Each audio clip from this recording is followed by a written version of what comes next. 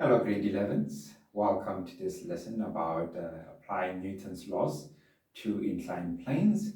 And as you can see on the board, this is our scenario that we'll be looking at. I trust that you have a pen and paper and a calculator to work with, and obviously participate as we work along, the solutions to the question. The question is not on the board in terms of the words, but I'm going to read it from my screen. And I'm going to ask you to just please pay attention to, the question itself as I'm reading it. So here we go. Two blocks of mass 6 kgs and 4 kgs respectively are joined with an inelastic string of negligible mass. The string runs over a frictionless pulley. The 6 kg block is on a horizontal surface, while the 4 kg block is on an inclined plane of 40 degrees with the horizontal. The coefficient of kinetic friction for both blocks is 0.2. The 4 kg block accelerates down the slope. Okay, so that's the scenario, and this is the accompanying diagram that goes with that. Okay, there are 3 questions that we'll be answering based on this question. And the first question says, draw labeled free body diagrams for both blocks. Okay, so of course we can see 2 blocks, okay, the 6 kg and the 4 kg, and they are connected through a string, and we are told that this pulley is frictionless. Okay, there's no loss in energy, there's no energy dissipated over this pulley. Okay, and obviously the surface itself has friction. How do we know? Because we are told that there is a coefficient of kinetic friction there of 0.2. So I'm going to draw the free body diagram for the 6 kg this side. Okay, and I'm going to draw the free body diagram for the 4 kg block that side. Right. I would like to start, with the actual diagram itself. As you can see, the 6 kg is on a horizontal surface, and we can definitely understand that there will be weight vertically down, and from the center of mass again, there will be a normal force vertically up. Okay, and you need to also understand that the normal force and the weight are related. Okay, if it's on a horizontal surface, they are always at equilibrium like that. If it is, on an inclined situation like this, or the block is on an inclined surface, we'll need to see how it relates to the weight as well. Okay, and what else is acting on this block? We have the tension through the rope, we can see that, so there'll be a force that way, tension, and we understand that there will be friction there as well, and we denote it with F. And obviously the way you choose to denote weight and normal force, differs depending on the literature that you're using. Is it Fn or is it Fg, for gravitational force and normal force? So it doesn't matter, the number of, symbols that are acceptable in that regard. Those are the 4 forces here. Okay, what are the forces acting on the 4 kg? If you get the 4 kg, again, from the center of mass, we have going down the weight itself, right? And obviously through the rope, we will have tension, yes? And because this block is at an angle relative to the horizontal, it will therefore have what? Yes, components, right? X and Y components. And I use the normal Cartesian plane that we have, in mathematics. Forces going to the right are positive, just like numbers on the right hand side of the origin are positive. Forces going to the left for me will be negative. Forces going up will be positive. Forces going down will be negative. Remember, it doesn't matter. You can choose to swap this, choice of direction in terms of which one will be positive, which one will be negative, as long as you're consistent in your calculations. All right, good. Let's come back to this and finish off. So we understand that the weight will have components because there's an angle there. So it will have a perpendicular component, or we can refer to it as the y component, because the Cartesian plane from here, we have rotated it by 40 degrees. So it is still the y component, or you can say the perpendicular component, meaning that it is perpendicular to the surface, just like the normal force is perpendicular to the surface. So I call this the y component of the weight, and it will be at equilibrium with the normal force in this case. Right. So I'm just going to make it a bit shorter so that they are the same in length. All right. What else is here? We have the parallel component, or if you like, the x component of the weight. Okay, the x component of the weight. And obviously, again, as you can see, we took the Cartesian plane from the horizontal axis and we have rotated it by 40 degrees. So hence the x-axis is there now. Okay. And we have friction as well here. So another vector, just a small vector here for friction F. All right. And there we are. So we can draw them neatly now separately. And we're going to do it here with a dot. So by convention, we use a dot or a small box, a block, to draw free body diagrams. Okay. So here's my weight. And there's my normal force. And that's my tension, and this one will be the friction. Okay, and I'm going to come this side. Okay, so we have weight, and this one will be the normal force, and there we will have tension, and you can draw a dotted horizontal line to just have it as a reference for your angle. That is 40 degrees. Okay, and then you have another vector there, friction. Then you can put in your components, right? You put in your components here.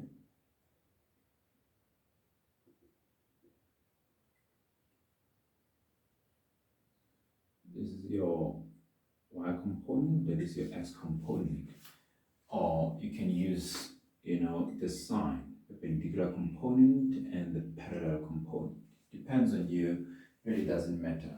Okay, and again, the angle of rotation here, again, is 40 degrees, and we understand that because we have a right angle triangle as an angle, we need to use trigonometry, to find the magnitude of the components in our calculations.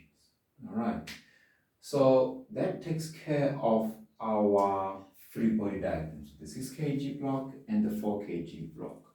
All right, so we move on to question B. Calculate the frictional force between the surface and the 4 kg block. All right, there is a simple formula that we have. So that was A.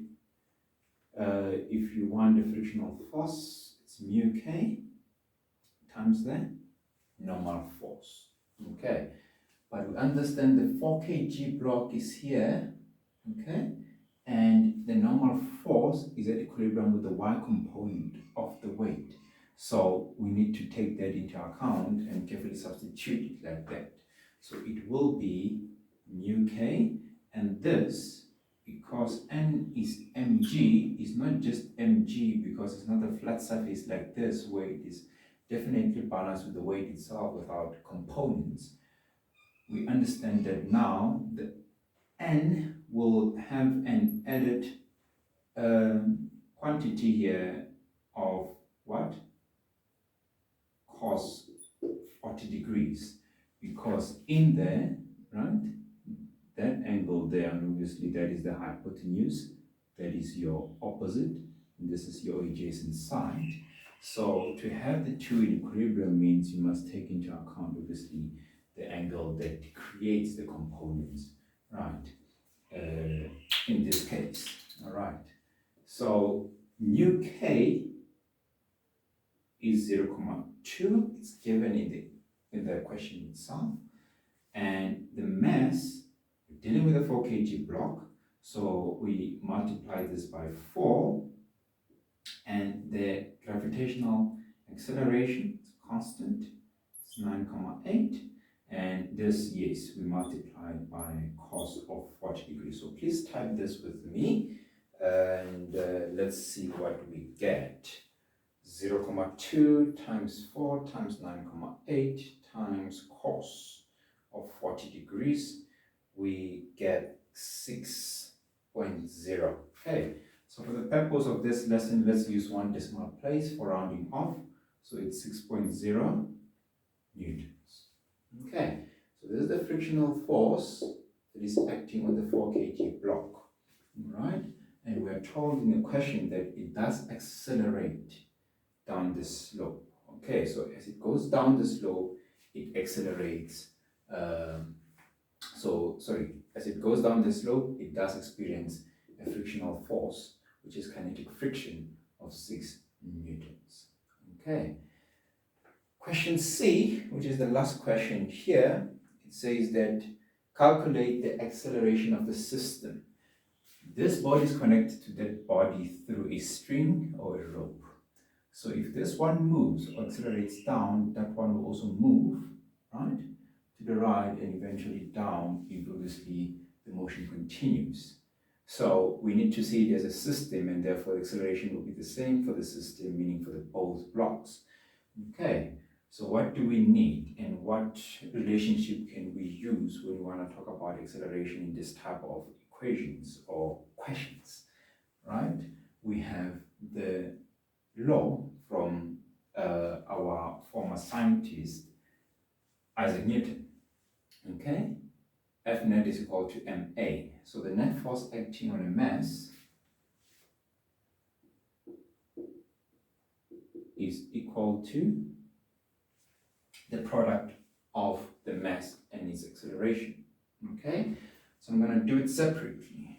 The net force acting on the 6 kg block and the net force acting on the 4 kg block. So let's start with the 6 kg block this side. So the question becomes, what are the forces that are contributing to the motion of the block? All right. This block will move in that direction, meaning horizontally, okay, relative to the surface, parallel to the slope. So the forces that are contributing to the net force, the motion of the block, is the tension and the frictional force. Okay, it is not moving vertically, so we do not account for normal force and the weight in our calculation. So I said forces going to the right are positive, so we'll just have tension, and then in the negative direction is the friction, and this gives us what? The mass is 6, so it's 6a. Okay, this side, what are the forces contributing to the motion of the block in that direction? Okay, so let us see. We have this force and that force, which are obviously parallel to this slope or the inclined surface, and let's not forget the x component, which is also parallel to the x component. Okay, so we're taking 1, 2, 3 forces. Okay, so let's be careful here, because vectors are transferable. And that means you can take a vector, as long as you don't change its magnitude and direction, you can transfer it to a particular point that you want to use it in. So that's your center of mass. What I'm saying is that this is the x component of the weight, and in the opposite direction you have the friction, you have the tension. So we can clearly see then there are 3 forces that will contribute to the net force acting on this mass of 4 kg, causing it to accelerate. Okay, so what do we take? Forces going to the right, positive, so we're going to have the x component of the weight minus the tension minus the friction is equal to 4a. All right. In the previous question, remember, we calculated the kinetic friction of the 4 kg block. So we can take this and substitute it there. So this we can also expand. it will be mg, yes, x components, the opposite side, so it will be sine of 40 degrees minus t, the tension we don't know it, but this will be minus 6 now, equal to 4a. We don't know the friction yet as well, acting on the 4 kg block or the 6 kg block, so we can calculate it though as well. How can we calculate it? Using this equation, mu k times the normal force. In this case, this is the equation that will be applied to this situation here, normal force at equilibrium with the weight. Okay, so we have friction being mu k times the normal force equal to 6a, and then we substitute in the second step. 0,2, this will be, the mass is 6, and then this is 9,8 equal to 6a. Okay, and then we can also expand this side. We have 4 times 9,8 times sine of 40 degrees minus t minus 6 equal to 4a. So let us calculate our product here, 0,226 times 9,8. So I get 11,76. I believe you're also doing the calculations with me. 11,76 equal to 6a. And let's also do that. So this product, u minus 6, let's do that. 4 times 9,8 times sine of 40 minus 6, we get 19,197 minus t equal to 4a. Okay, so as we can see, we have two equations and both of them have the same two unknowns. So simultaneous equations can come in here and you can decide what method you want to use. I'm just going to make t the subject here of the formula. I call this equation 1. Then I'm going to substitute it in there, okay, which is equation 2. All right, so this expression for t will come in there for t. So it becomes 19,197 minus, what is this, 11.76 plus 6a equal to 4a. If it is a binomial, or if you have a negative sign, it's important to create brackets in your substitution to take care of the sign changes. All right, so let us calculate that. 19,197 minus 11,76. We get 7.437. Okay, it's going to be a negative 6. You transpose it to the right hand side, it becomes a plus. 6 plus 4, it's 10a. Okay, remember the question was to calculate the acceleration for the system. So therefore, it is straightforward in terms of what to do. Divide both sides by 10, and therefore our acceleration, the magnitude of the acceleration is 0,7 meters per second square. Okay, so that takes care of this scenario for us with the 3 questions that it had. And I believe that it makes sense from the start. This was question A, question B, and we use this answer to get to our acceleration, well, of course, after developing expressions for the net force. All right. So, yeah, I believe I've helped you to understand this one. And yeah, make sure that you do more of this type of questions by yourselves, and so that you can get to master, application of Newton's laws in inclined planes or other types of contexts. Okay, all right, so we'll leave it here for now. Thank you for tuning in. Remember to subscribe, to like and share the video, and to share it with your friends, with your classmates and schoolmates. Thank you for tuning in. See you next time. Sharp, sharp.